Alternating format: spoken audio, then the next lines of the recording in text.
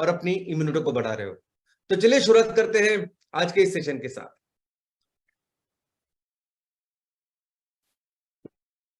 दोस्तों 10 अगस्त को पूरी दुनिया वर्ल्ड बायोफ्यूल डे यानी जागतिक जैव ईंधन दिन को मनाती है और भारत में एमसीएल परिवार भी बहुत बड़ी उत्साह से इस दिन को मनाता है।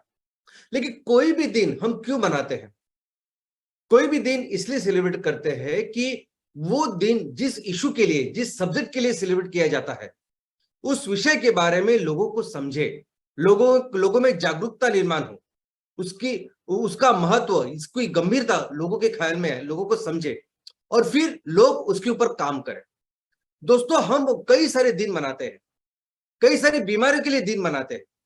कैंसर के लिए दिन मनाता है, हृदय रोग के लिए दिन मनाता है, लेप्रेसी हो, ट्यूबरकुलोसिस हो, मलेरिया हो, डेंगू हो, हर बीमारी के लिए हम दिन मनाते हैं। और उसका कारण एक ही होता है कि इस बीमारियों के बारे में लोगों को समझे, पता चले, उनमें जागरूकता निर्माण हो, उन्हें पता चले कि किस तरह से हम इन बीमारियों से लड़ सकते हैं, इससे बच सकते हैं। वैसे भी कई सारे महान राष्ट्र पुरुष हैं जिनकी जयंती हम मनाते हैं और उसका एक ही कारण होता है कि इस राष्ट्र पुरुषों ने जो भी काम किया, जो भी कंट्रीब्यूशन किया लोगों के लिए, समाज के लिए, अपने देश के लिए, वो सब लोगों को पता चले, समाज को पता चले और इससे हम सब प्रेरणा लें और वही प्रेरणा लेके हम भी कुछ अपने अपने लाइफ में कुछ अच्छा कंट्रीब्यूट करें। तो वैसे ही वर्ल्ड बायोफ्यूल डे इसलिए मनाया जाता है कि इस बायोफ्यूल के बारे में, जैव ईंधन के बारे में पूरी दुनिया को पता चले। और आज तो जैसे बदलते हालात है, जैसे हमारे सामने हर दिन जलवायु परिवर्तन का जो संकट है वो गहरा होता जा रहा है, क्लाइमेट चेंज गहरा होता जा रहा है, उस दिनों में तो इस दिन का बहुत ही ज्यादा विशेष महत्व है और हमें कोशिश करनी चाहिए कि इसके बारे में पूरी दुनिया को पता चले। इनफैक्ट एमसीएल तो ऐसे ऑर्गेनाइजेशन जो हर दिन ये दिन मनाती है। तो ये जागतिक जैव ईंधन दिन है, वो 10 अगस्त को मनाया जाता है हर साल। तो क्या हुआ इस 10 अगस्त को, क्यों 10 अगस्त को ही? तो दोस्तों एक बहुत ही महान ऐसे वैज्ञानिक होके जिनका नाम था सर रुडोल्फ डीजल। उन्होंने 1893 में उन्होंने डीजल इंजन की खोज की थी। इनफैक्ट ये वो डीजल इंजन था जिसी के नाम से वो डीजल को डीजल कहा गया, उसको डीजल ऐसे बोलते हैं। सबसे पहले इन्होंने ये जो डीजल इंजन बनाया वो उन्होंने चलाया पीनट ऑयल के ऊपर, यानी जैव ईंधन के ऊपर, बायोडीजल के ऊपर। और तभी उन्होंने प्रेडिक्ट किया था कि ऐसा एक वक्त आएगा कि ये जो इंजन है, जो उस टाइम का दुनिया का सबसे शक्तिशाली इंजन था, डीजल इंजन था, उन्होंने कहा था कि एक दिन ऐसा आएगा, एक वक्त ऐसा है कि हम सबको फिर से इस जैव ईंधन की तरफ जाना पड़ेगा। और यही था वो दिन, 10 अगस्त का वो दिन था कि जिस टाइम उन्होंने ये करके पूरी दुनिया को जैव ईंधन के बारे में बताया था। तो इसीलिए इस दिन को 10 अगस्त को पूरी दुनिया में जैव ईंधन दिन करके मनाया जाता है। तो चलिए समझते हैं कि बायोफ्यूल या जैव ईंधन का मतलब क्या होता है। तो जैव ईंधन यानी ईंधन जो तैयार होता है बायोलॉजिकल यानी जैविक रॉ मटेरियल से। अभी जो नॉर्मली हम जो फॉसिल फ्यूल का इस्तेमाल करते हैं उसे कहते हैं हम लोग पेट्रोकेमिकल्स या पेट्रोल। जब पहली बार इसकी खोज हुई तो लोगों ने इसको पेट्रोल कहा। इसका मतलब है पेट्रोल यानी रॉक, उससे निकला हुआ तेल। तो रॉक से या पत्थर से निकला हुआ तेल, इसको पेट्रोल कहने लगे। बाद में जैसे उसके इस डीजल के, इस क्रूड ऑयल के या पेट्रोल के, इस फ्यूल के कई सारे बाकी केमिकल्स तैयार हुए और उस केमिकल्स के आधार पर कितनी सारी इंडस्ट्रीज तैयार हुई और इन सभी केमिकल्स को कहा गया पेट्रोकेमिकल्स, क्योंकि उसकी खोज हुई, उसकी शुरुआत हुई उस पेट्रोस से। पेट्रोस का मतलब है रॉक, रॉक का मतलब है पत्थर। तो पत्थर से निकले हुए केमिकल्स, पत्थरों से निकला हुआ ईंधन, ये एक तरफ जिसको हमें रोकना है, जिसको रिप्लेस करना है। और जैविक यानी बायोमास से निकला हुआ जो ईंधन है उसे हम कहेंगे जैव ईंधन। इस जैव ईंधन के क्लासिफिकेशन, जो वर्गीकरण है, वो अलग अलग तरीके से है, लेकिन दो सबसे प्रमुख ऐसे क्लासिफिकेशन है। पहला जो क्लासिफिकेशन है, वर्गीकरण है, वो इस पे आधारित है कि जो जैव ईंधन का हम इस्तेमाल करते हैं वो कौन से फिजिकल फॉर्म में है। तो सबसे पहले इसमें आते हैं सॉलिड बायोफ्यूल्स, इसका मतलब घन रूप जैव ईंधन, और इसमें आते हैं लकड़ी और बायोकोल। दूसरा अगर हम देखेंगे तो वो है लिक्विड यानी द्रव रूप जैव ईंधन, और द्रव रूप जैव ईंधन में आते हैं बायोडीजल और बायोइथेनॉल। बायोडीजल होता है डीजल के लिए और बायोइथेनॉल होता है पेट्रोल के लिए। और तीसरा जो है वो है वायु रूप वायु रूप जैव ईंधन। अब इस वायु रूप जैव ईंधन में आता है बायोगैस और जिससे जो निकलता है वो बायोमीथेन। तो चलिए देखते हैं इस सॉलिड बायोफ्यूल के बारे में, समझते हैं इस घन रूप जैव ईंधन के बारे में। तो घन रूप जैव ईंधन नैसर्गिक या प्रकृति से भी तैयार होता हुआ हो। एक तो प्रकृति से तैयार कर सकते हैं, नहीं तो हम फैक्ट्री में उसको तैयार कर सकते हैं। जो नेचुरली प्रकृति में हमें मिलता है वो है ऑफकोर्स लकड़ी। अभी हम देखते हैं कि कितनी सारी ऐसी लकड़ियों की पेड़ों की टहनी होती है या सूखी लकड़ी होती है जिसका इस्तेमाल भारत देश में और कई सारे देश में ईंधन के तौर पर किया जाता है, चाहे वो कुकिंग का ईंधन हो, घर के लिए, घरेलू चीज के लिए या कमर्शियल चीजों में भी इसका उपयोग होता है। लेकिन कुछ कंपनी ऐसी है वो ना कि सिर्फ इस सूखी लकड़ियों को जैव ईंधन के तौर पर बेचते हैं, लेकिन पेड़ों को काट के भी उसकी चिप्स करके इसको वुड पैलेट करके एक्सपोर्ट करते हैं, बेचते हैं दूसरे देश को। क्योंकि कोयले के साथ इस बायो ईंधन को उसको ब्लेंड करना, ऐसी पॉलिसी ऑलमोस्ट हर देश में है।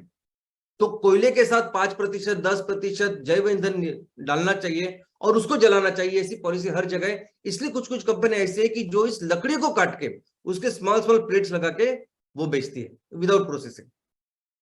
और दूसरा है ऑफ कोर्स मैन्युफैक्चर, जो हम फैक्ट्री में जिसको इस घन रूप जैव ईंधन को तैयार कर सकते हैं और जिसे हम बायोकोल भी कह सकते हैं।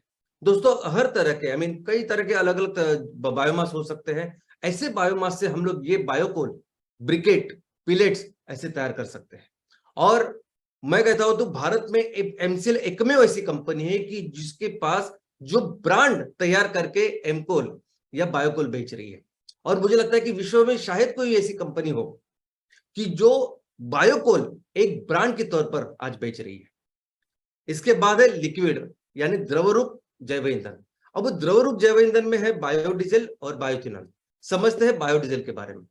बायोडीजल का मतलब है किसी भी वनस्पति तेल से तैयार किया हुआ डीजल। अभी कौन सा वनस्पति तेल होगा वो, तो उसमें कोई प्रॉब्लम नहीं, कोई भी वनस्पति तेल बायोडीजल के लिए रॉ मटेरियल करके हम उसका इस्तेमाल कर सकते हैं।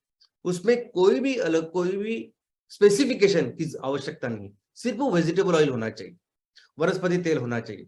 लेकिन ये जो बायोडीजल है ये ऑलमोस्ट डीजल जैसा ही काम करता है। यानी अगर आपको लगता होगा कि बायोडीजल हमेशा ब्लेंडिंग के इसमें हम लोग इसका इस्तेमाल कर सकते हैं 5%, 10%, 15%, तो ऐसा नहीं है।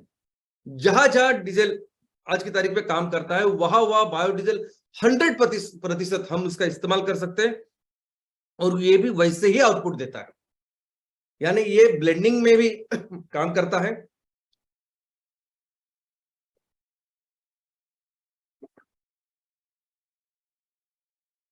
ब्लेंडिंग में भी ये काम करता है, यानी डीजल के साथ, नॉर्मल फोसिल डीजल के साथ आप इसको ब्लेंड करो, इसका इस्तेमाल करो और 100% बायोडीजल का भी इस्तेमाल कर सकते हैं हम लोग। लेकिन जब 100% बायोडीजल का इस्तेमाल करते हैं तब तो कार्बोरेटर में थोड़े से चेंजेस करने पड़ते हैं और बहुत कम टेम्परेचर में, तापमान में ये सॉलिडिफाई हो जाता है। जैसे हमारे घर का, किचन का जो रखा हुआ वेजिटेबल ऑयल है वो भी सॉलिडिफाई हो जाता है। तो उसमें थोड़े से चेंजेस करने पड़ते हैं मशीन में, जो आसानी से किए जा सकते हैं।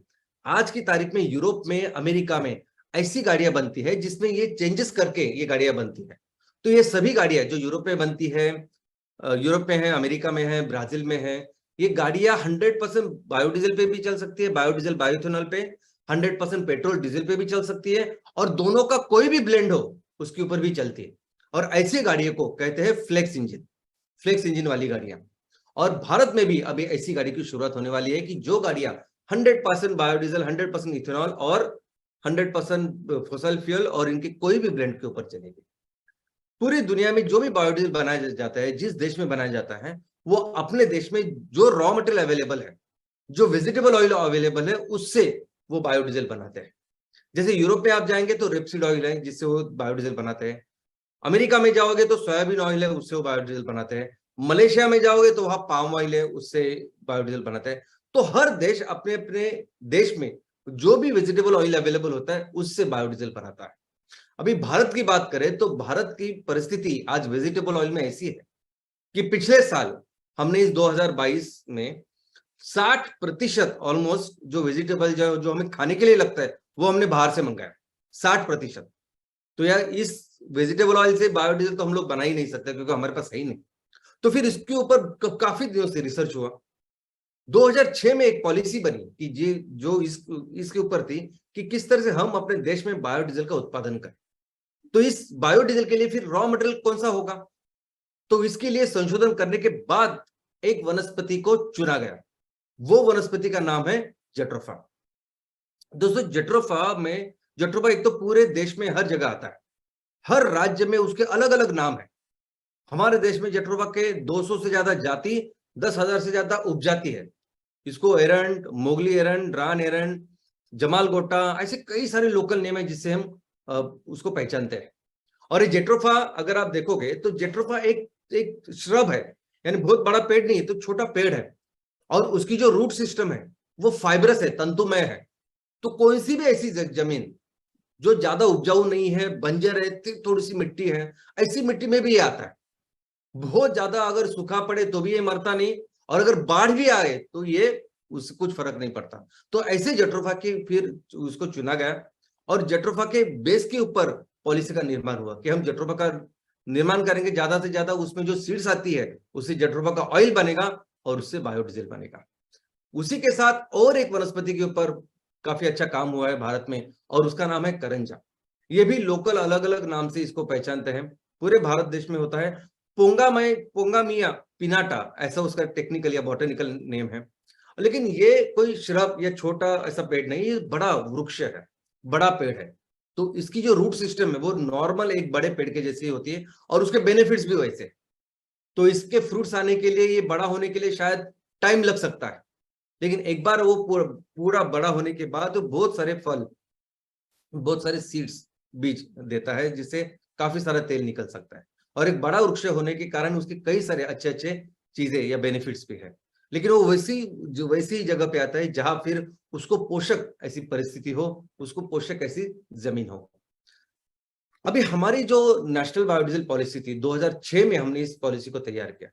भारत सरकार ने जब इस पॉलिसी को तैयार किया तब उन्होंने प्रॉपर ये जेट्रोफा बेस्ड पॉलिसी थी, और उन्होंने फिर उसके आगे एक अपने टारगेट्स भी रखे कि कैसे हम बायोडीजल बनाएंगे, कैसे इसको नॉर्मल डीजल के साथ ब्लेंड करेंगे, 2009 तक कौन सा लक्ष्य होगा, 2012 तक हम कहाँ जाएंगे, वो सब टारगेट्स उन्होंने तैयार किए।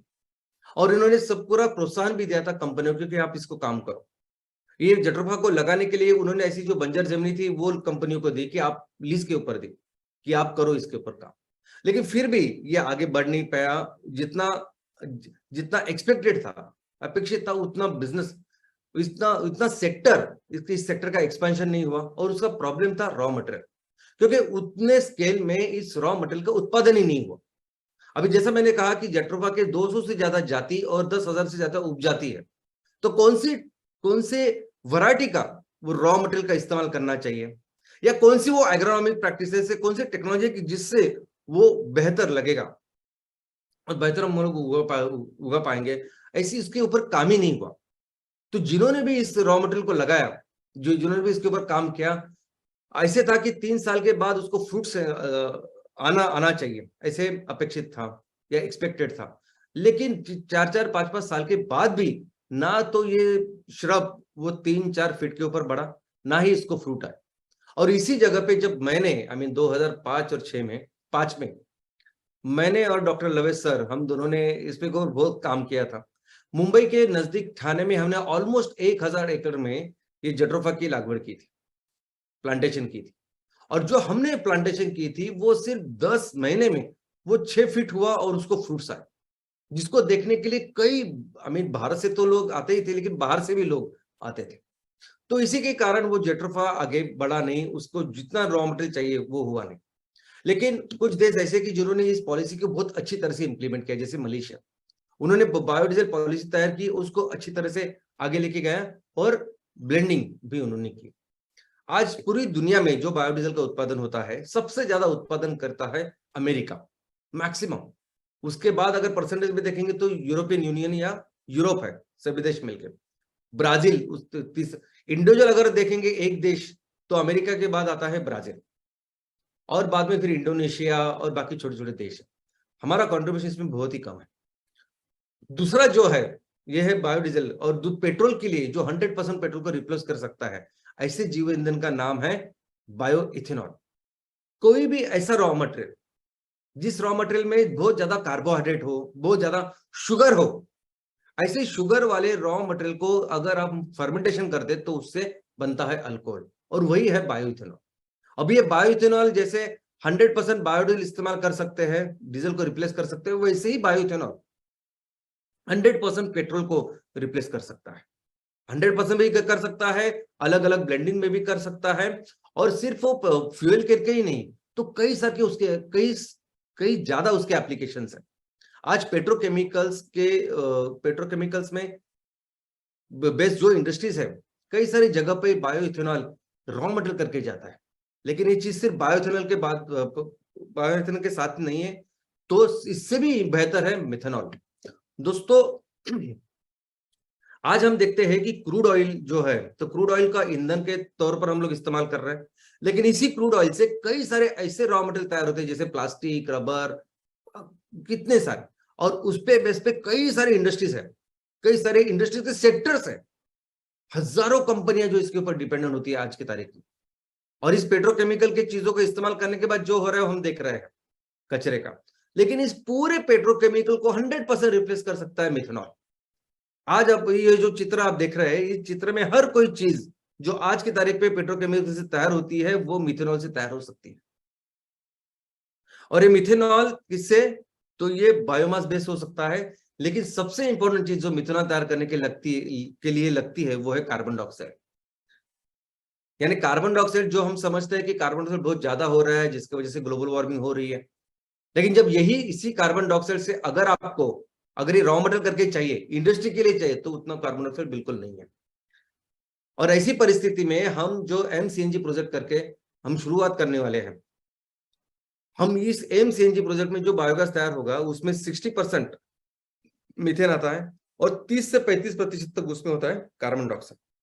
तो ये कार्बन डाइऑक्साइड आने वाले दिनों में इस मिथेनॉल को तैयार करेगा, और एक बहुत बड़ी इंडस्ट्री का निर्माण हम लोग सब मिलकर करेंगे। ये अलग कभी उसके बाद डिस्कस करेंगे। तो बायोफ्यूल अगर आप देखेंगे अमेरिका में, तो जो पेट्रोल पंप होते हैं, तो उसमें अगर आप पेट्रोल खरीदने जाओगे तो आपको ऐसे दिखाई देगा, अलग अलग तरह के पेट्रोल वहां होते हैं जो अलग अलग स्केल के बायोइथेनॉल से ब्लेंडिंग में चलते हैं। जैसे अभी यहाँ आप देख रहे हो तो E20, E30, E85 ऐसे है। तो E20 का मतलब है ई यानी इथेनॉल, 20 यानी 20% इथेनॉल, तो ये वो पेट्रोल है कि जिसमें 20% इथेनॉल है। E30 का मतलब है 30% इथेनॉल, 70% नॉर्मल पेट्रोल। E85 का मतलब है 85% बायो इथेनॉल और सिर्फ 15% नॉर्मल पेट्रोल। तो ऐसे अमेरिका में मिलता है, और अमेरिका आज की तारीख में ऑलमोस्ट आधे से ज्यादा जो दुनिया का जो बायो इथेनॉल बनता है, आधे से ज्यादा अकेले अमेरिका में बनता है। लेकिन यूरोप में, अमेरिका में, ब्राजील में, इन तीनों क्षेत्र में बहुत अच्छी तरह से इस बायो इथेनॉल का यूज किया जाता है। आप देख सकते हैं कि यहाँ E5 से लेके E100 तक अलग अलग ब्लेंड पे ये पेट्रोल मिलता है, पेट्रोल में इसका ब्लेंडिंग किया जाता है। वैसे ही जैसे पेट्रोल में जब आप बायोइथेनॉल ब्लेंड करते हो तो इसे कहते हैं E5, E10, E15। वैसे जब डीजल में आप बायोडीजल डालते हो तो उसे कहते हैं B5, B10, B15। बी का मतलब वही ई जैसा, बी मतलब बायोडीजल, और कितना है, 5 का मतलब है 5%, B10 का मतलब है 10%। ऐसी पूरी दुनिया में इस्तेमाल होता है। तीसरा है गैसियस, यानी वायुरूप जैव ईंधन। अब इस वायुरूप जैव ईंधन में ऑफ कोर्स हमारा बायोगैस है, और उस बायोगैस में जो मिलता है वो बायोमीथेन। अभी मीथेन सबसे शक्तिशाली और बहुत इफेक्टिव ऐसे ईंधन है जो ऑलमोस्ट हर एप्लीकेशन में जिसका उपयोग हो सकता है, ऑलमोस्ट हर। और इस बायोमीथेन को या बायोगैस को कैसे तैयार करते हैं, तो कोई भी वस्तु, जो कोई भी रॉ मटेरियल जिसका इस्तेमाल होता है, उसका डाइजेशन होता है, और डाइजेशन से मिलता है ये बायोगैस। जैसे हम लोग खाना खाते हैं, कोई भी खाना अगर हमने खाया, उस खाने के बाद उसका डाइजेशन होने के बाद दो चीजें हमें मिलती है अपने शरीर को। एक तो मिलती है ऊर्जा, और जिस ऊर्जा के साथ आज मैं अभी बात कर रहा हूं, हम लोग सभी चीजें करते हैं। और दूसरा जो होता है वो न्यूट्रिएंट बेस्ड चीज होती है, जिसको हम निकाल देते हैं कल दूसरे दिन सुबह में। वो आइडियली वो रिसाइकल होना चाहिए। वो सभी जो न्यूट्रिएंट्स हैं जो हमने छोड़ दिए हैं, वो फिर से उस चक्कर में या उस रिसाइकलिंग के साइकिल में आना चाहिए।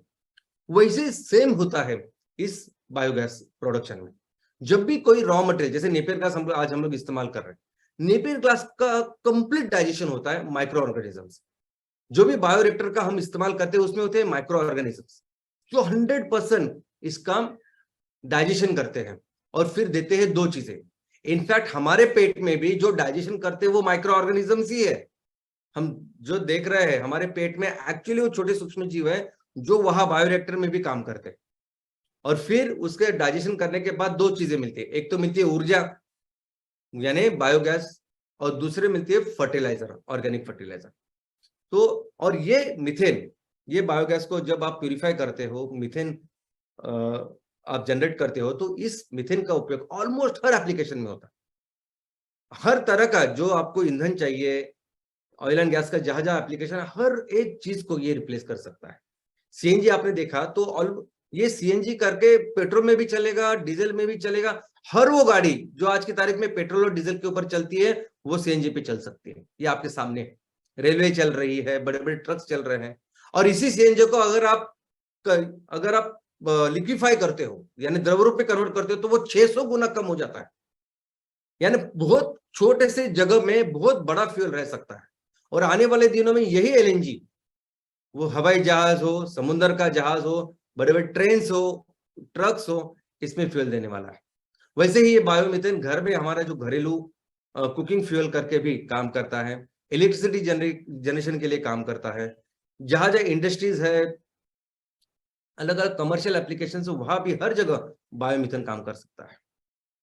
दोस्तों, भारत दुनिया में पहला ऐसा देश है कि जिसने इस बायोमीथेन के ऊपर, बायोगैस के ऊपर पॉलिसी बनाई। 1984 में ये पॉलिसी बनाई और तब से हम इस पॉलिसी को इंप्लीमेंट, एग्जीक्यूट कर रहे हैं। Ministry of new and renewable energy करके, एमएनआरई करके एक संस्था है कि जिनके थ्रू ये प्रोजेक्ट इंप्लीमेंट होते हैं। और ये वो एजेंसी है कि जो हर प्रोजेक्ट को 30% इतनी सब्सिडी देती है।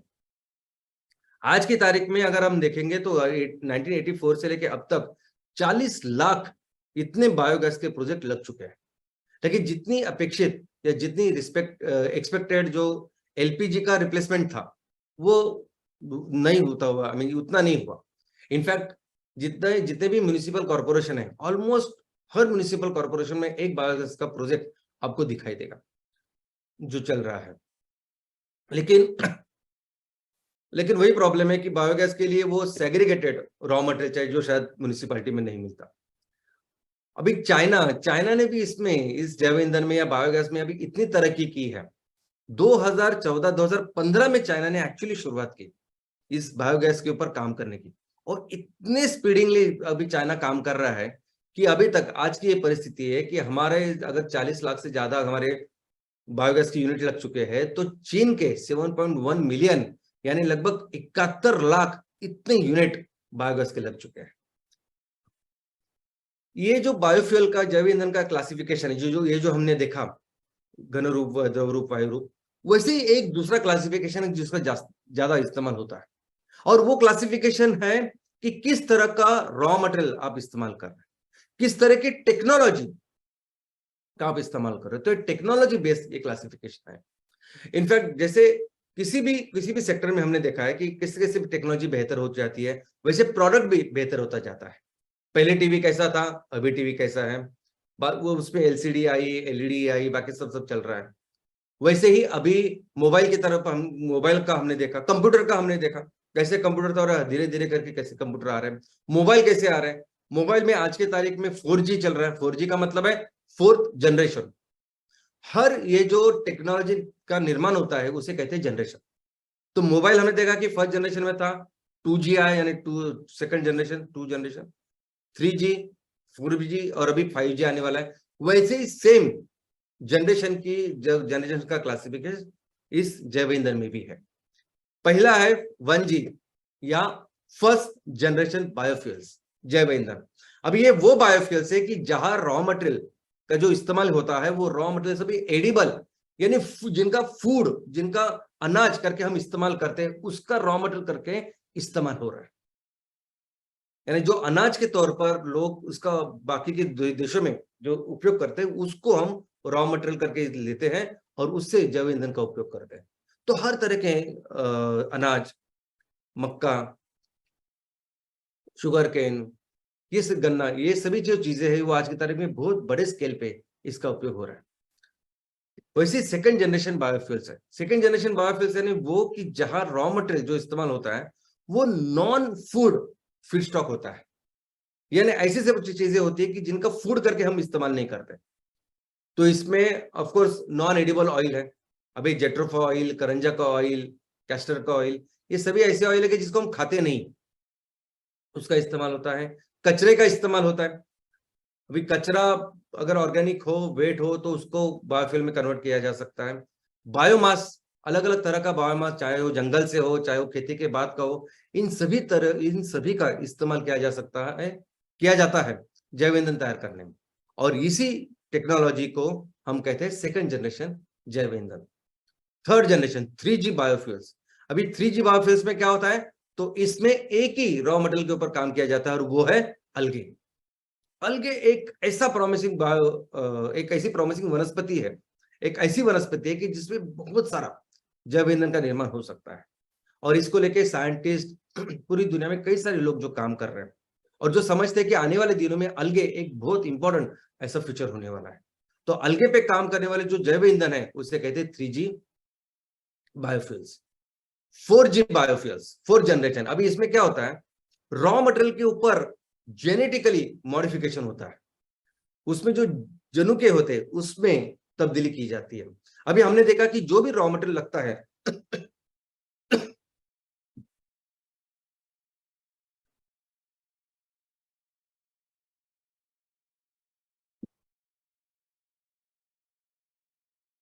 हर रॉ मटेरियल ऑलमोस्ट हम लोग खेती में तैयार करते हैं, उसकी प्लांटेशन करते हैं। तो ये इस जनरेशन में क्या होता है कि जो हमें रॉ मटेरियल चाहिए उसके बीज में बदलाव करते हैं। उसके बीच में देखते हैं कि हम अगर आपको रॉ मटेरियल ऐसा चाहिए कि जिसमें ज्यादा तेल हो, तो ज्यादा तेल तैयार करने वाला रॉ मटेरियल के ऊपर काम चल रहा है। या अगर आपको चाहिए कि ज्यादा बायोमास बहुत जल्दी वो ग्रो करे, तो उसके ऊपर काम चल रहा है। या बाकी कोई भी आधुनिक तकनीक अगर इसमें इस्तेमाल होती है तो वो सब 4G कैटेगरी में आती है। वैसे जीएम, जीएम ये आपने सुना होगा, पिछले 2-3 दशकों से ये GM genetically modified seeds Bharat में भी आ चुका है। और जीएम कॉटन, मुझे लगता है हम सबको इसके बारे में पता है। अलगे बायोफ्यूल, अलगे से बेस जैव ईंधन, इसके बारे में समझना पड़ेगा क्योंकि दुनिया में बहुत जगह पे अभी इसके ऊपर काम चल रहा है। सबसे पहले तो समझते कि अलगे का मतलब क्या है। अलगे यानी शैवाल, अलगे यानी काई। अभी ये बारिश के सीजन में आप देखोगे तो पत्थरों के ऊपर, जमीन के ऊपर ऐसी ग्रीन आपको ऐसी लेयर दिखाई देगी, ये है अलगे। और हम लोग उसके ऊपर से फिसलते हैं। वो फिसलते क्यों है, क्योंकि इस अलगे में, इस शैवाल में तेल होता है। तो दोस्तों, अलगे बेसिकली एक पेशीय सूक्ष्म वनस्पति है। अलग अलग तरह की वनस्पति है, बहुत बड़े बड़े पेड़ है, वृक्ष है, हर तरह की वनस्पति आप देखते हैं। इस सभी वनस्पति की सबसे पहली वनस्पति, एक पेशीय सूक्ष्म वनस्पति अगर कोई है तो वो है अलगे। इस दुनिया में जो जीवों की उत्पत्ति हुई है, आज आप देख रहे हैं तो दो तरह के जीव है, एक है वनस्पति कैटेगरी और दूसरी है प्राणी कैटेगरी। लेकिन इनकी सबसे पहली जो शुरुआत हुई इस दुनिया के ऊपर, वो हुई एक ऐसे एक पेशीय जीव से कि जिसके पास न्यूक्लियर मटेरियल भी नहीं था बराबर, वो सब डिस्पर्स था। बाद में आया, यानी वो था प्रोकैरियोट्स, बाद में यूकैरियोट्स की जिसमें ये न्यूक्लियर मटेरियल जो है वो ऑर्गेनाइज हुआ सेल में, एक पेशीय जीव। और एक पेशीय जीव से फिर ऐसे दो अलग अलग जीव बने। प्राणी के लिए जो जिसे प्राणी बने बाद में, उसका पहला एक पेशीय प्राणी जिसे कह सकते हैं वो था प्रोटोजोआ। और उससे वो प्रोटोजोआ बन के इतने सारे अलग अलग तरह के जीव आज हम अपने सामने देख रहे हैं। वैसे ही वनस्पति से पहले एक पेशीय वनस्पति अगर कोई बनी होगी इस यूकैरियोट से, तो उसका नाम था अलगे। और इस अलगे से अभी आज की तारीख में दुनिया में जितनी भी अलग अलग तरह की वनस्पति बनी है ना, वो अल्टीमेटली स्टार्ट हुई है इस अलगे से। और आज भी ये अलगे मिलते हैं। तो इसका मतलब है कि ये अलगे दुनिया में हर जगह मिलते हैं और हर तरह के अलगे हैं। समुद्र वाले अलगे, फ्रेश वाटर वाले अलगे, हर तरह के आप जहां देखोगे वह अलगे हो सकते हैं। और इस अलगे से कैसे बायोफ्यूल, जैव ईंधन का निर्माण हो सकता है, तो सबसे पहले तो इस अलगे में तेल हो सकता है। तो as a source of oil, यानी इस अलगे का तेल निकल सकता है और इस तेल से फिर हम बायोडीजल तैयार कर सकते हैं और इसका जैव ईंधन करके इस्तेमाल कर सकते हैं। दूसरा जो है, इस अलगे से बहुत सारा बायोमास हमें मिलता है। अभी जब बायोमास मिलता है तो इस बायोमास को फिर हम फर्मेंटेशन कर सकते हैं, उसका बायोमिथेनेशन कर सकते हैं और अलग अलग तरह के जैव ईंधन के हम प्रोडक्ट तैयार कर सकते हैं। दोस्तों, ये जो अलगे है इसके बहुत सारे टाइप्स है। जैसा मैंने कहा कि दुनिया की कोई भी ऐसी जगह नहीं जहां अलगे नहीं है, कंपल्सरी अलगे है जो मनुष्य को पता है। ऐसे इस अलगे के 3 लाख से ज्यादा जाति है, यानी 3 लाख टाइप्स तो हमें पता है, जो नहीं पता ये बहुत ज्यादा हो सकते हैं। लेकिन अलगे की कैटेगरी की जा सकती है कि अलगे ऐसे अलगे की जो तेलों में ज्यादा है, ऐसे अलगे जो बायोमास बहुत ज्यादा देते हैं, जो बाकी के कोई फूड करके बहुत बेटर है। अलगे अलगे की ग्रोथ जैसी होती है तो ये ग्रोथ लीनियर नहीं होती। जैसे बाकी के पेड़ बढ़ते हैं, वृक्ष बढ़ते तो वैसे नहीं अलगे बढ़ता। तो अलगे मल्टीप्लाई होता है, यानी एक पेशीय वनस्पति है तो 1 के 2, 2 के 4, 4 के 8 ऐसे अलगे बढ़ते हैं। और लेकिन इस अलगे को आज की तारीख में भारत में जो इसका प्रोडक्शन होता है, वो प्रोडक्शन होता है इसके हेल्थ बेनिफिट के लिए। इनफैक्ट इस अलगे को, इस शैवाल को या काई को सुपर फूड ऐसा कहा गया है। इसमें इतनी सारे, इतने अच्छे तत्व है, इतने मिनरल्स, इतने विटामिन, इतनी सेहत, इतने ओमेगा ऑयल्स इसमें है कि जो बहुत जरूरी होते हैं शरीर के लिए। अगर आप एक कैप्सूल लीजिए, एक गोली अगर ले अलगे की, तो पूरा दिन आपके सभी जो रिक्वायरमेंट है उसको पूरा कर सकती है। तो आज की तारीख में ये जो अलगे की खेती हो रही है, सुपर फूड करके हो रही है। और अगर आपने नाम सुना होगा स्पिरुलिना, स्पिरुलिना इज बेसिकली अलगे जिसका हम सेवन करते हैं। तो अलगे का प्रोडक्शन, अलगे जिस तरह से तैयार करते हैं, इसे 2 तरीके हैं। एक तो तरीका है photo bio reactor method, PBR. अभी क्या होता है कि अलगे अगर आप देखोगे तो पानी के सिर्फ ऊपरी हिस्सों में कुछ मिलीमीटर में ही अलगे तैयार होते हैं, पानी के नीचे तैयार नहीं होते। तो अगर अलगे का प्रोडक्शन करना है, अलगे ज्यादा से ज्यादा तैयार करना है, तो हमें पानी का सरफेस ज्यादा से ज्यादा चाहिए और ऑफ कोर्स वहां लाइट चाहिए कि जिसके वो सूर्य प्रकाश मिले, प्रकाश संश्लेषण हो। इसलिए इस तरह का एक ट्यूब का या रिएक्टर का निर्माण किया गया है, जिस रिएक्टर में आप देख सकते हैं कि जिस रिएक्टर में पानी होता है और इस पानी में, इस रिएक्टर में फिर अलगे की हम खेती करते हैं। इस ट्यूब को कहते हैं फोटोबायोरिएक्टर। वो कांच की होती है, वो प्लास्टिक की होती है और बाद में इस ट्यूब को आप कैसे भी रखिए, अलग अलग तरीके से आप इसको रख सकते हैं। लेकिन ऑलमोस्ट 70 से ज्यादा वेरिएबल्स है जो अलगे की इस ग्रोथ को कंट्रोल करते हैं। यानी अलगे की ग्रोथ अगर आपको बहुत फास्ट चाहिए, फास्ट प्रोडक्शन चाहिए, तो अलगे इतना एफिशिएंट वनस्पति है कि उसको फिर ज्यादा कार्बन डाइऑक्साइड लगेगा, तो आपको कार्बन डाइऑक्साइड देना पड़ता है। यानी अगर आप ज्यादा कार्बन डाइऑक्साइड, उतना ही ज्यादा ऑक्सीजन बाहर आता है तो ऑक्सीजन टॉक्सिसिटी हो सकती है ज्यादा ऑक्सीजन की वजह से, तो उसको निकालना पड़ता है। अलगे को माइक्रोन्यूट्रिएंट्स लगते हैं, जैसे हमें विटामिन मिनरल्स लगते हैं, वो देने पड़ते हैं। मैक्रोन्यूट्रिएंट जैसे हमें अनाज, चावल सब लगता है, वैसे उसको लगता है। ये सारे वेरिएबल्स अगर आप देखोगे तो 70 से भी ज्यादा ऐसी चीजें जो कंट्रोल करनी पड़ती है। इसलिए अलगे प्रोडक्शन का खर्चा जरा ज्यादा रहता है। दूसरी जो पद्धति है वो है ओपन पॉन्ड, यानी अलगे के लिए आप फिर ऐसे ओपन तालाब तैयार करते हो और उसमें उसकी खेती करते हो। अलगे दुनिया का सबसे एफिशिएंट ऐसी वनस्पति है, दुनिया का सबसे एफिशिएंट प्लांट है। अभी वनस्पति जो है, हम देखते हैं कि वनस्पति इतनी महत्वपूर्ण क्यों है कि वो हमारे वातावरण में जो भी ये कार्बन डाइऑक्साइड है वो लेती है, सोखती है और वो लेके हमें ऑक्सीजन प्रदान करती है। और ये कितनी एफिशिएंटली कोई भी वनस्पति कर सकती है, तो ये डिपेंड होता है कि उसमें कितना क्लोरोफिल है। अगर ज्यादा क्लोरोफिल है तो ज्यादा एफिशिएंटली करती है।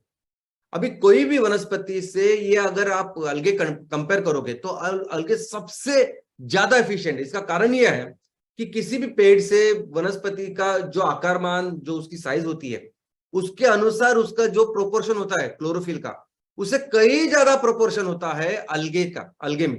यानी अलगे की जितनी साइज होती है और उसमें जितना क्लोरोफिल होता है वो बहुत ज्यादा होता है। तो अलगे की ये जो कैपेसिटी है कि जो ज्यादा से ज्यादा कार्बन डाइऑक्साइड ले सकती है और जल्द से जल्द ऑक्सीजन बना के छोड़ सकती है, ये पूरी दुनिया में नंबर 1 है। इनफैक्ट हम सब लोग मिलके इस बहुत ही महत्वपूर्ण ये जो चीज है इसका उपयोग करने वाले हैं। आने वाले दिनों में हम सभी एक बहुत स्पेशल ऐसे प्रोजेक्ट्स करने वाले हैं एमसीएल परिवार में, आप सभी उद्योजक। आज की तारीख में आप देख रहे हैं कि इंडस्ट्रीज में, कारखानों में जो भी एमिशन तैयार होता है, जो भी धुआं तैयार होता है, वो धुएं को ऐसे ऊपर छोड़ा जाता है जिसे चिमनी के तहत। और आज उस चिमनी को अगर आप देखोगे तो ऐसी चिमनी होती है और ऊपर वो धुआं निकल जाता है। लेकिन अलगे के साथ अभी आने वाले दिनों में हम ये ऐसे करने की जरूरत नहीं, ये चिमनी तैयार करने की जरूरत नहीं है, एमिशन हवा में डालने की जरूरत नहीं। जो भी एमिशन तैयार होता है उसको पाइप के जरिए हम डायरेक्टली अलगे के पॉन्ड में, अलगे के तालाब में उसको छोड़ सकते हैं। और अलगे बहुत एफिशिएंटली उसको कार्बन डाइऑक्साइड को निकालेगा, ऑक्सीजन भी डालेगा। और अगर जहां जहां सल्फर डाइऑक्साइड, सल्फर डाइऑक्साइड है, सल्फर का स्क्रबिंग भी बहुत अच्छा अलगे से होता है। दोस्तों, पूरी दुनिया में, यानी अमेरिका में, जापान में, चाइना में, इस अलगे को लेके, अलगे प्यूरिफाई को लेके कितने सारे स्टार्टअप्स बन चुके हैं ऑलरेडी। लोगों ने काम नहीं किया, लोगों ने प्रोडक्ट तैयार करके बेच रहे हैं आज। यानी घर का प्यूरिफायर, ऑफिस का प्यूरिफायर, बाहर सड़क पे प्यूरिफायर, आप देख सकते हैं कि सड़क पे भी उन्होंने बड़ा प्यूरिफायर लगाया, वो अलगे का है। और वहां ऐसे स्टार्टअप तैयार करके वो बेच रहे हैं, सब प्रोडक्ट बेच रहे हैं जो अलगे बेस्ड है। हम भी ऐसे तैयार करने वाले, हम भी अपने गांव को, अपने शहरों को स्वच्छ कर सकते हैं। हर सिग्नल के लेवल पे, सिग्नल पे हम लोग इस तरह का एक अलगे का प्यूरिफायर लगा सकते हैं जो हवा को शुद्ध करेगा। इनफैक्ट यूरोप में अगर आप देखोगे तो ऑलरेडी ऐसे प्यूरिफायर उन्होंने लगे जो अलगे बेस्ड है। अब इस जैव ईंधन को लेके एक कंट्रोवर्सी भी है, बहुत इंपॉर्टेंट कंट्रोवर्सी है, और वो है फूड वर्सेस फ्यूल। आज के तारीख में 750 करोड़ लोग इस दुनिया में रहते हैं, जो शायद कुछ दिनों में 800 हो जाएंगे। और इसमें से ऑलमोस्ट 100 करोड़ लोग ऐसे हैं जिनको आज पेट भर खाना नहीं मिलता, 100 करोड़ से ज्यादा भी। और मैक्सिमम जैव ईंधन, सबसे ज्यादा जैव ईंधन आज जिस रॉ मटेरियल से तैयार हो रहा है वो सब खाना ही है, अनाज ही है। यानी वो अनाज जो किसी की भूख मिटा सकता है। और ऑलरेडी ऐसी जरूरत है, 100 करोड़ से ज्यादा लोग ऐसे हैं कि जिनको भूख लगती है, जिनको भूख पूरी नहीं होती। वो ऐसी कंडीशन में अगर आप खाने का उपयोग, वो चावल, अनाज का उपयोग अगर आप इसके लिए कर रहे हो, तो बहुत सारे ऐसे संगठन है दुनिया में, बहुत सारे लोग हैं कि जो इसका निषेध करते हैं, जो बोलते हैं कि ऐसा नहीं होना चाहिए। तो ये बहुत बड़ी कंट्रोवर्सी जो पूरी दुनिया में चल रही है। और इसका कारण भी अगर आप देखोगे प्रॉपर साइंटिफिकली, उन्होंने जो फिगर्स हमारे सामने रखे कि अगर आप 8 बकेट अगर आप कॉर्न या मेज या भुट्टा जिसे हम कहते हैं वो तैयार करते हो, तो उस 8 कॉर्न से 21.6 गैलन, अभी 1 गैलन यानी 3.25 लीटर, तो उस 8 बकेट से आप ऑलमोस्ट 80 लीटर आप इथेनॉल या पेट्रोल तैयार करोगे, ऐसा पकड़ते हैं, बायोइथेनॉल तैयार करोगे। लेकिन वही 8 बकेट अगर आप किसी को खाने के लिए देंगे तो एक आदमी का पूरे साल का खाने का जो अनाज है वो तैयार हो सकता है। ये, और इसीलिए इस फूड वर्सेस फ्यूल के क्रिटिसिज्म की वजह से, इस कंट्रोवर्सी की वजह से ऐसे कई सारे आपको कार्टून्स दिखाई देंगे जो तैयार कर रहे और भेज रहे, यानी लोग खाना अनाज मांग रहे हैं और ये जैव ईंधन उनको दे रहे, ईंधन दे रहे। एग्रीकल्चर लैंड कितनी इस्तेमाल की जाती है इसके लिए, अगर इसके आंकड़े आप देखोगे तो पूरी दुनिया में जितनी भी खेती होती है, जितना भी क्षेत्र है, 7% जमीन जो है वो, उसमें जितना भी खाना या अनाज तैयार होता है वो पूरा जैव ईंधन के लिए जाता है। और सबसे ज्यादा प्रोडक्ट जो जाते हैं, यानी इसमें सभी है, सब कुछ है, शामिल है, इसमें गेहूं है, इसमें चावल है, इसमें सब कुछ है।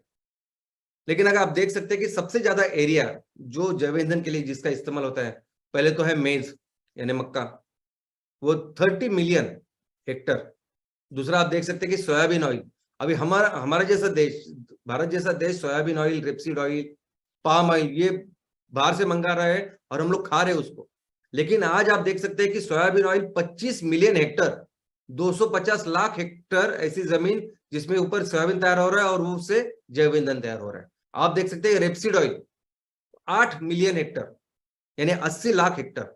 आप देख सकते हैं कि पाम ऑयल जो हम लोग खाते हैं 6 मिलियन हेक्टर यानी 60 लाख हेक्टर। तो ऐसे अलग अलग क्षेत्र आप देख सकते हैं कि जो जहां खाना तैयार हो रहा है, अनाज तैयार हो रहा है, वो जैव ईंधन के लिए जिसका इस्तेमाल हो रहा है। लेकिन अभी आप देखेंगे कि क्यों ऐसी कंट्रोवर्सी है। ये कंट्रोवर्सी फूड एक तरह ऐसी परिस्थिति, फिर भी लोग जैव ईंधन का इस्तेमाल क्यों कर रहे हैं? क्योंकि जैव ईंधन एक मेव ऐसा सोल्यूशन है कि जिसके पास जो 100% सस्टेनेबल है, जो पूरी दुनिया को अच्छी तरीके से पता है। आज इस जैव रिन्यूएबल के नाम पे ये जो ईवी चल रहा है, ये जो सोलर चल रहा है, लोग जानते हैं। इनफैक्ट जो लोग इसके ऊपर काम कर रहे हैं वो भी जान चुके कि ये सस्टेनेबल बिल्कुल नहीं है। ये हो सकता है कि इंटरिम अरेंजमेंट हो, लेकिन ये सस्टेनेबल हो ही नहीं सकता। अगर दुनिया में कुछ सस्टेनेबल है, अगर इस दुनिया बचाने के लिए कुछ करना होगा तो बायोफ्यूल ही करना होगा। और इसी का कारण है जो लोग बोलते हैं कि जैव ईंधन नहीं करना चाहिए, वो लोग बोलते हैं कि वो खाने के इस दृष्टिकोण से इसको देख रहे हैं। लेकिन जो इसको कर रहे हैं वो बोल रहे हैं कि दुनिया बचाने का कोई तरीका ही नहीं है दूसरा। अगर हम लोग जैव ईंधन नहीं तैयार करोगे तो हो सकता है कि बहुत ज्यादा और हालत खराब हो इस दुनिया की। तो जैव ईंधन ही 100% सस्टेनेबल है। और इसी को जैसे अभी पूरी बहुत सारी दुनिया में ग्लोबली अलग अलग सोर्सेस पे काम कर रही है। लोग काम कर रहे हैं इस नॉन फूड फीड स्टॉक पर। हमने देखा कि कैसे जेट्रोफा हो सकता है, करंजा हो सकता है, कैस्टर ऑयल हो सकते हैं, कि जिससे नॉन फूड जो ऑयल है उसका निर्माण हो, वो उसका इस्तेमाल हो, इसके ऊपर लोग काम कर रहे हैं। लोग काम कर रहे हैं अलगे के ऊपर। अभी अलगे जैसे मैंने कहा कि पूरी दुनिया में हर जगह अलगे मिलता है। और कुछ तो अलगे के ऐसे वैरायटीज है, टाइप्स है, जो 4-4 घंटे में डबल होते हैं, 4 घंटे में डबल, 6 घंटे में डबल। तो इतना बायोमास उसका हो सकता है, लेकिन उसकी परिस्थिति वो आप देख सकते हैं कि बहुत ही कठिन, बहुत ही जटिल, कॉम्प्लेक्स ऐसी सिस्टम है उसको ग्रो करने की। वेस्ट, कचरे से बायोफ्यूल का निर्माण करें, जैव ईंधन का निर्माण करें, ज्यादा से ज्यादा जहां कचरा मिलता है उसको लेके जाएं, उसके ऊपर भी काम चालू है, लोग काम कर रहे हैं। फिर हाइड्रोजन फ्यूल, अभी हाइड्रोजन फ्यूल बहुत ही इंपॉर्टेंट, एक रोमांचक ऐसी कहानी है। अभी हाइड्रोजन ये जो फ्यूल है ईंधन के तौर पर, अभी कई सारी कंपनी इसको मार्केट करने की कोशिश कर रही है, बेचने की कोशिश कर रही है। लोगों ने हाइड्रोजन के ऊपर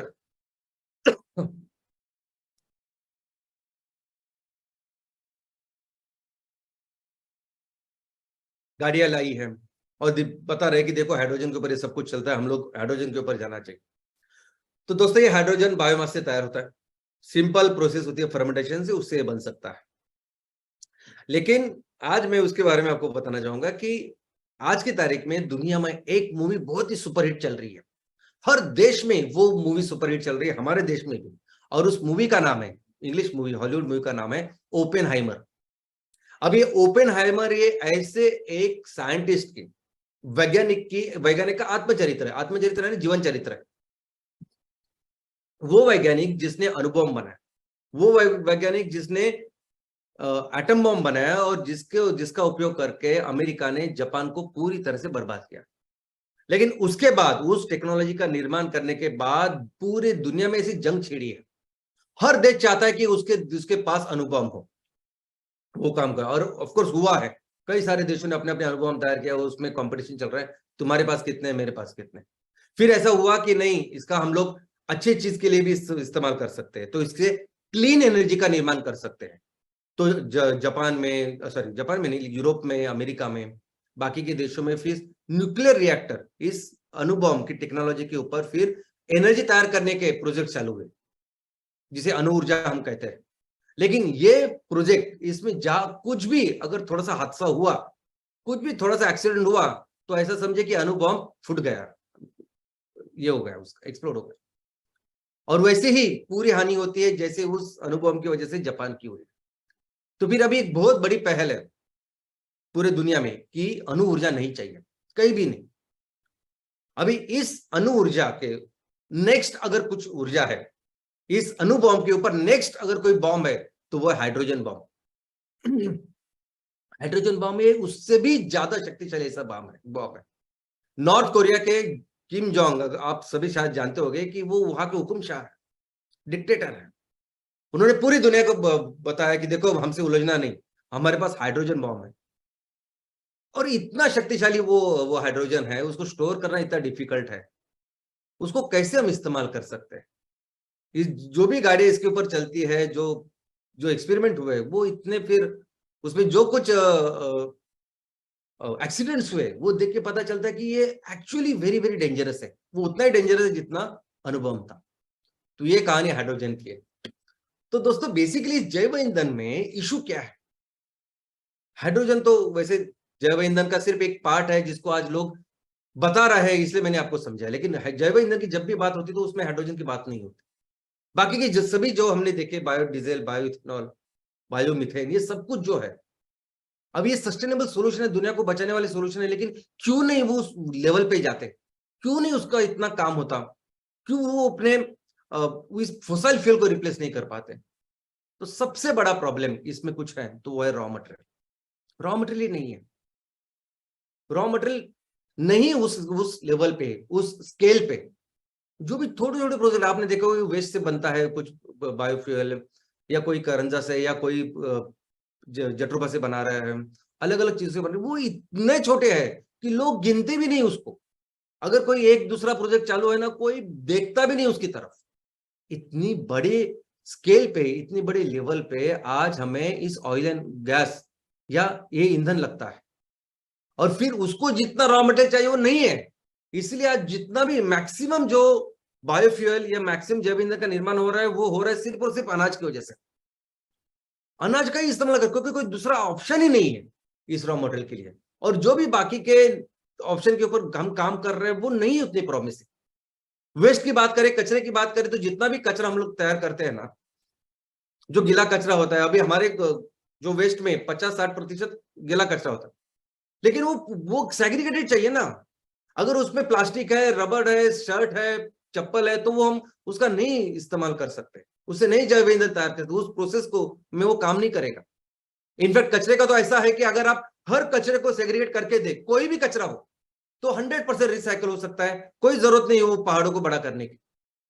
लेकिन वैसा नहीं है। रॉ मटेरियल के आगे एग्रीकल्चर वेस्ट की बात करें, बाकी के किसी बायोमास की बात करें, तो वो उतनी लेवल पे नहीं जितने ऑयल एंड गैस चाहिए। ऑयल एंड गैस के कंपैरिजन में बहुत छोटे हैं। जेट्रोपा वगैरह वो भी जो काम कर रहे हैं वो भी बहुत छोटा है। अलगे की बात करें तो अलगे में इतना पैसा लगता है। ये जो मैंने कहा कि 72 वेरिएबल्स है कि जिसके ऊपर अलगे काम करते हैं, ये पूरी मशीनरी आप देख रहे हो, ये इतनी कैपिटल इंटेंसिव है कि आज की तारीख में जो मैक्सिमम अलगे का उपयोग होता है वो सुपर फूड करके होता है।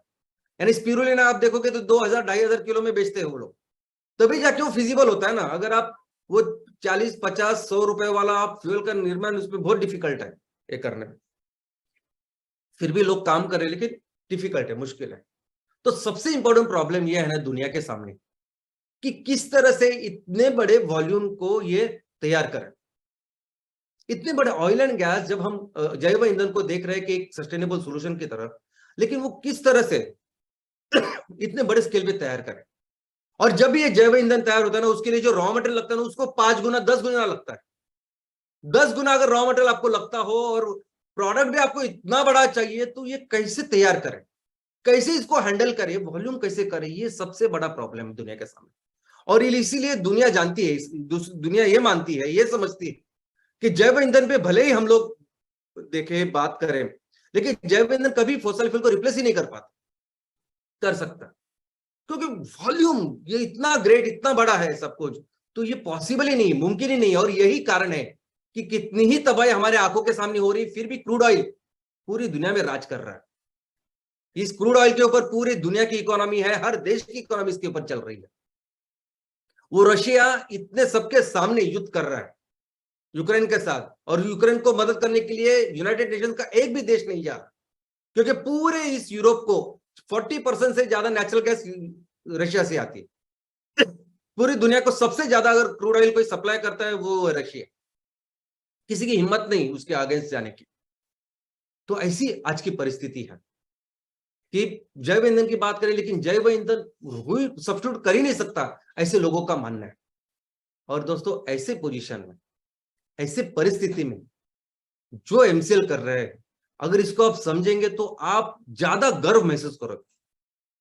जितनी ज्यादा पढ़ाई करोगे आप ऐसी परिस्थितियों की, ऐसे सिस्टम की, तो आपको पता चलेगा, आपको समझा कि हम क्या कर रहे हैं। आप बिजनेस के एंगल से नहीं, एक कंट्रीब्यूशन के एंगल से अगर हम देखेंगे तो आपको पता चलेगा कि एमसीएल किस तरीके से इस सब परिस्थिति को बदलने वाला है, बदल रहा है। क्यों मैं ऐसा क्यों 1-2-4 प्रोजेक्ट पहले चलाओ बाद में सब करो, ऐसे नहीं करते हम लोग। क्यों इतने सारे प्रोजेक्ट के पीछे पड़े हैं, क्यों इतना सब काम करने की कोशिश कर रहे हैं, क्योंकि हम दुनिया के लिए अभी ये जो एग्जाम्पल, ये सोल्यूशन है, ये तैयार कर रहे हैं।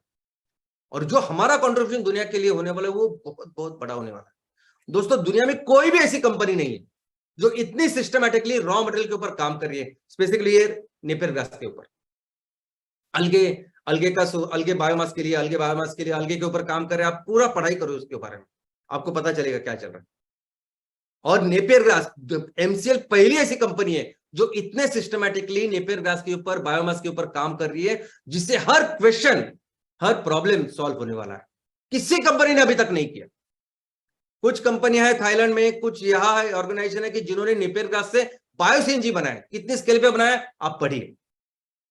कोई भी इतने स्केल पे, इतने कमर्शियल स्केल में, इतने वॉल्यूम में किसी ने काम किया नहीं जो एमसीएल इसके ऊपर काम कर रही है। दोस्तों, एमसीएल पहली कंपनी है जो स्केल और बिजनेस मॉडल, यानी करना कैसे है। अगर 10 गुना आपको रॉ मटेरियल लगता है तो उस 10 गुना रॉ मटेरियल के साथ कैसे ईंधन का निर्माण करेंगे हम, कैसे हर गांव में, हर ग्राम पंचायत, जब मैं बात कर रहा हूं, यही सोल्यूशन अल्टीमेट। और ये प्रैक्टिकल सोल्यूशन हम कर रहे हैं उसको अभी, और ये दुनिया के लिए सोल्यूशन है। इनफैक्ट ये एमकोल जो है वो तो डिसरप्टिव है, वो तो पाथ ब्रेकिंग है, आउट ऑफ द बॉक्स है। दोस्तों, जितनी भी ग्लोबल वार्मिंग, जितनी भी तबाही आज हमारे आंखों के सामने हो रही है ना, उसका एक नंबर दुश्मन, एक जिम्मेदार अगर कोई है तो वो है कोयला। ये इंडस्ट्रियल रेवोल्यूशन के बाद ये अमेरिका हो, यूरोप हो, ये सभी डेवलप्ड जो नेशंस है ना, उन्होंने इतना कोयला जलाया है, उसके वजह से ये धुआं है ऊपर। और आज भी कोयले के ऊपर डिपेंडेंट है सब लोग, सभी इंफ्रास्ट्रक्चर कोयला इतने बड़े लेवल पे इस्तेमाल कर रहे हैं। और वहां ऐसे परिस्थिति में कोई इस कोयले को 100% रिप्लेस कर रहा है। कोई इस सबसे बड़े दुश्मन को रिप्लेस करने के लिए, उसका अंत करने के लिए एमको लेके आया है। तो इसके जैसा कॉन्ट्रीब्यूशन हो ही नहीं सकता।